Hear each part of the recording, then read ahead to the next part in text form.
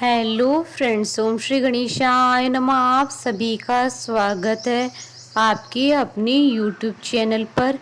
Friends, आज हम आपको इस वीडियो में बताने जा रहे हैं शनिवार के व्रत की पौराणिक व्रत कथा और पूजा विधि एवं महत्व के बारे में। फ्रेंड्स, वीडियो शुरू करने से पहले आपसे रिक्वेस्ट है, अगर आप हमारे चैनल पर नए हैं और आपने अभी तक चैनल को सब्सक्राइब नहीं किया है तो प्लीज़ सब्सक्राइब कीजिएगा चैनल को, साथ ही प्रेस कीजिएगा बेल आइकन को, जिससे नए वीडियो से रिलेटेड नोटिफिकेशन आपको तुरंत प्राप्त हो सके।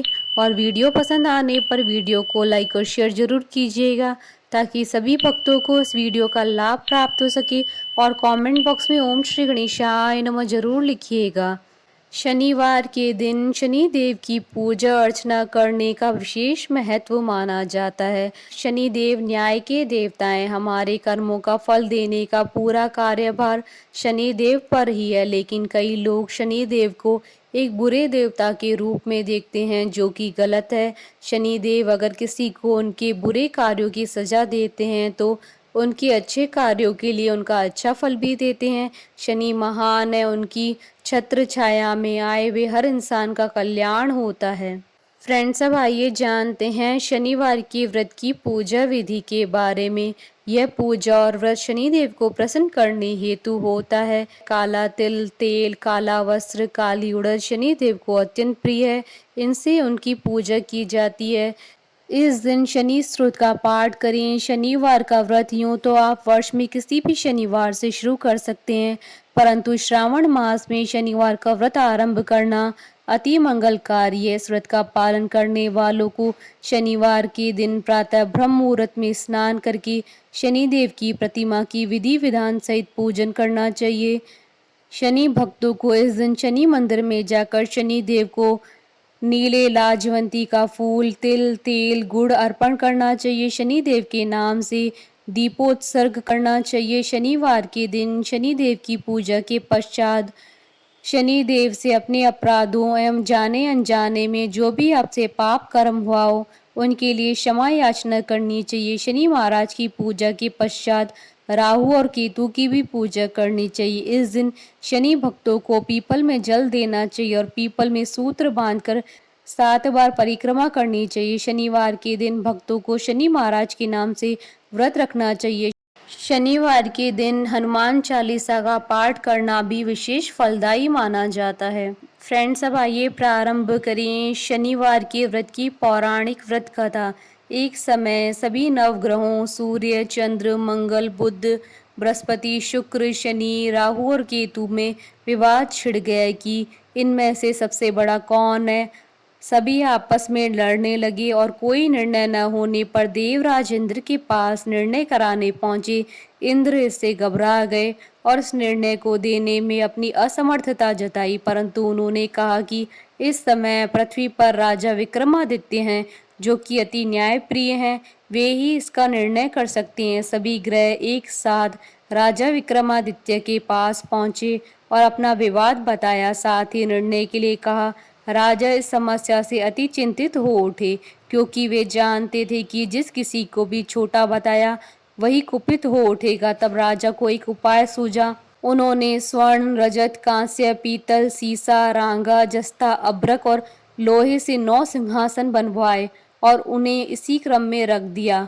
फिर उन सबसे निवेदन किया कि आप सभी अपने सिंहासन पर स्थान ग्रहण करें। जो अंतिम सिंहासन पर बैठेगा वही सबसे छोटा होगा। इस अनुसार लोहे के सिंहासन सबसे बाद में होने के कारण शनिदेव सबसे बाद में बैठे तो वही सबसे छोटे कहलाए। उन्होंने सोचा कि राजा ने यह जानबूझकर किया है। उन्होंने कुपित होकर राजा से कहा, राजा तू मुझे नहीं जानता। सूर्य एक राशि में 1 महीना, चंद्रमा 2.25 महीना 2 दिन, मंगल 1.5 महीना, बृहस्पति 13 दिन और बुध और शुक्र 1-1 महीने विचरण करते हैं, परंतु मैं 2.5 से 7.5 साल तक रहता हूँ। बड़े बड़ों का मैंने विनाश किया है। श्री राम की 7.5 आने पर उन्हें वनवास हो गया। रावण की आने पर उसकी लंका को बंदरों की सेना से परास्त होना पड़ा।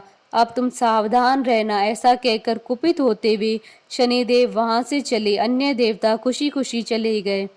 कुछ समय बाद राजा की साढ़े साथी आई। तब शनिदेव घोड़ों के सौदागर बनकर वहां आए।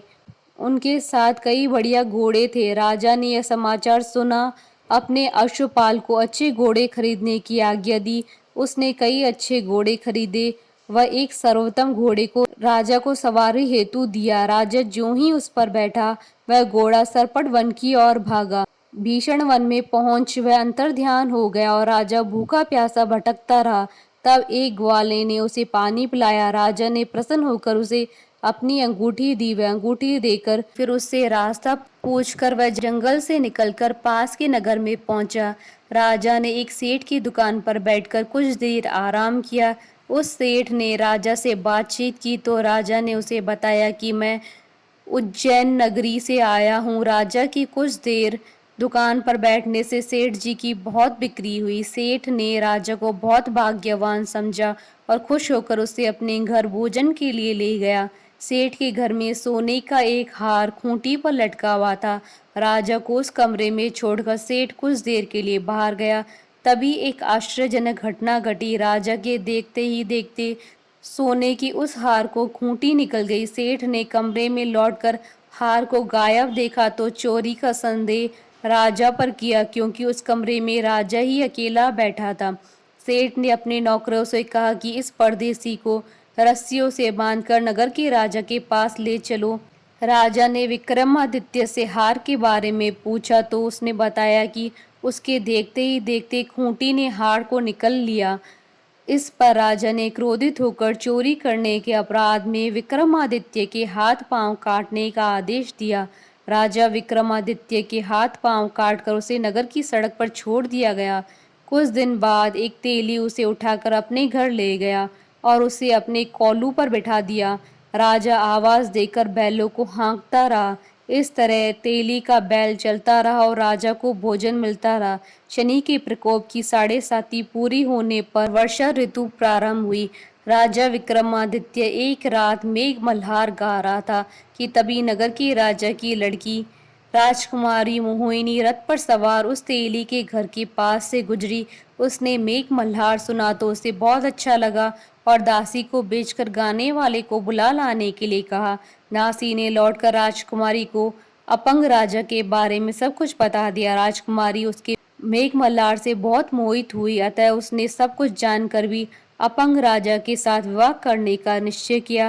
राजकुमारी ने अपने माता पिता से जब यह बात कही तो वह हैरान रह गए। रानी ने मोहिनी को समझाया, बेटी तेरे भाग्य में तो किसी राजा की रानी होना लिखा है, फिर तू इस अपंग से विवाह करके अपने पांव पर क्यों कुल्हाड़ी मार रही है। राजकुमारी ने अपनी जिद नहीं छोड़ी। अपनी जिद पूरी कराने के लिए उसने भोजन करना छोड़ दिया और प्राण त्याग देने का निश्चय कर लिया।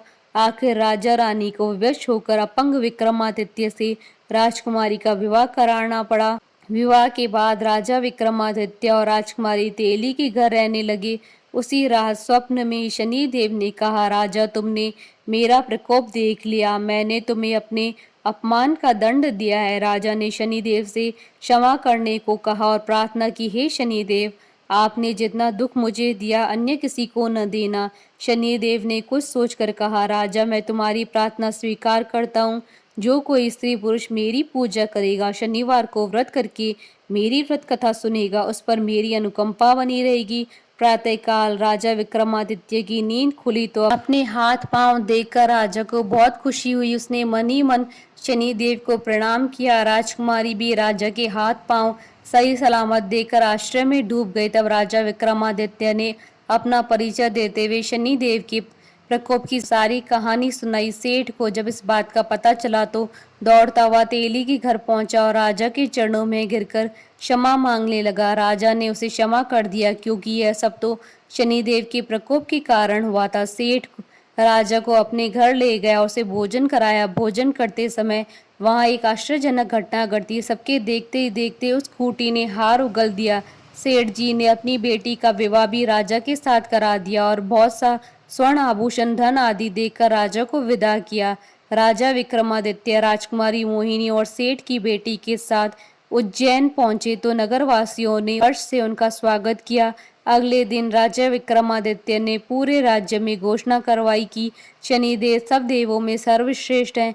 प्रत्येक स्त्री पुरुष शनिवार का व्रत अवश्य करे और व्रत कथा अवश्य सुने। राजा विक्रमादित्य की घोषणा से शनिदेव बहुत प्रसन्न हुए। शनिवार का व्रत करने और व्रत कथा सुनने के कारण सभी लोगों की मनोकामनाएं शनिदेव की अनुकंपा से पूरी होने लगी। सभी लोग आनंद पूर्वक रहने लगे। बोलिए शनिदेव की जय। हमारे साथ इस वीडियो में अंत तक बने रहने के लिए आपका धन्यवाद। ओम श्री गणेशाय नमः।